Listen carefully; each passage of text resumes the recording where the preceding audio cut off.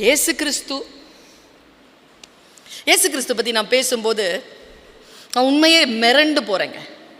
29 வருஷங்க. அவர் ஒரு கார்பெண்டருங்க. அவர் ஒரு யூதர். 28 வருஷம். 33வது வருஷத்தில் 4வது வருஷத்தில் சமூக அதிகாரத்தினால் கொலை செய்யப்படுகிறார். ஜஸ்ட் 4 years, 3.5 தான். என்ன செஞ்சார்? அதிகாரத்திற்கு எதிராக அவர் என்ன செய்தார்? எனக்கு கேட்டா, சர்ச்சுக்குள்ள நுழைஞ்சு வியாபாரிகள் சர்ச்சுக்குள்ள இருக்கக்கூடாதுன்னு அடிச்சு உடைச்சு சாட்டை எடுத்து வெளியில அனுப்புறார். வழிபாட்டு தலம் வியாபாரத்திற்கான இடம் இல்லை என்று ஒரு குரல். எவ்வளவு பெரிய குரல் அது! எனக்கு அவரை பற்றி நினைச்சா ஏன் தெரியுமா ஆச்சரியம் இருக்கு. கன்னி மேரிக்கு பிறந்தவர். உங்களுக்கு தெரியும், அந்த காலகட்டத்தில் அப்படி ஒரு குழந்தை பிறந்தால் அந்த குழந்தை என்னவெல்லாம் சொல்லி இருப்பார், எப்படியெல்லாம் அந்த குழந்தை வளர்ந்திருக்கும். ஆனால் அவர் வாழ்ந்த வாழ்க்கையிலும், அவர் எழுப்பிய சில கேள்விகளிலும், அவர் மாற்றியமைத்த சில வழி சூழலிலும் இந்த உலகம் என்ன தெரியுமா பண்ணுச்சு?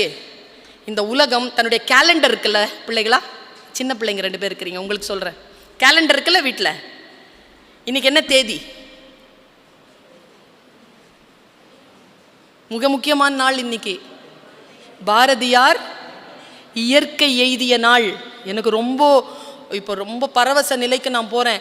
அவர் இறந்து இன்னியோடு 100 வருஷம், 100வது வருஷம் இன்னைக்கு. இன்னைக்கு என்ன நாள்? இப்போ 100வது வருஷம்னு நான் சொல்றேன்ல, என்ன கணக்கு இது?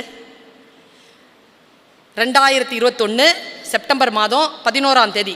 என்ன அர்த்தம்? இந்த 2021ங்கிறது என்ன அர்த்தம்? செப்டம்பர் மாதங்கிறது என்ன அர்த்தம்? 11 நாள். இயேசு கிறிஸ்து பிறந்து 2021 வருஷம் ஆயிடுச்சு. இயேசு கிறிஸ்து பிறந்து 2021 வருஷம் ஆயிடுச்சு. 9 மாதம் கழிஞ்சிருச்சு. 11வது நாளில் நம்ம நிற்கிறோம். இயேசு கிறிஸ்து பிறந்து.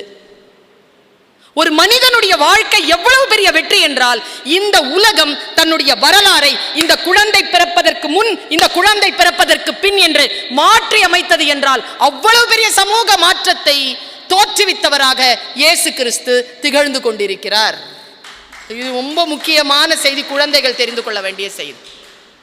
நீங்க எவ்வளவுதான் சொல்றீங்க, சமஸ்கிருத ஆண்டு சொல்றீங்க, ஹிஜ்ரி சொல்றீங்க, எல்லாம் தான் சொல்றீங்க. அப்படி சொல்லி காலேஜ் நடத்திருங்க பார்ப்போம். அப்படி சொல்லி கவர்மெண்ட் ஹாலிடேஸ் விட்டுருங்க பார்ப்போம். முடியாதுங்க. பர்த்டே அப்படி கொண்டாடிங்க பார்ப்போம். முடியாதுங்க. கிறிஸ்து பிறந்து இவ்வளோ வருஷத்துக்கு அப்புறமா நான் பிறந்தேன், கிறிஸ்து பிறந்து இவ்வளோ வருஷத்துக்கு அப்புறமா நான் செத்தேன். அதான் நமக்கு வரலாறு.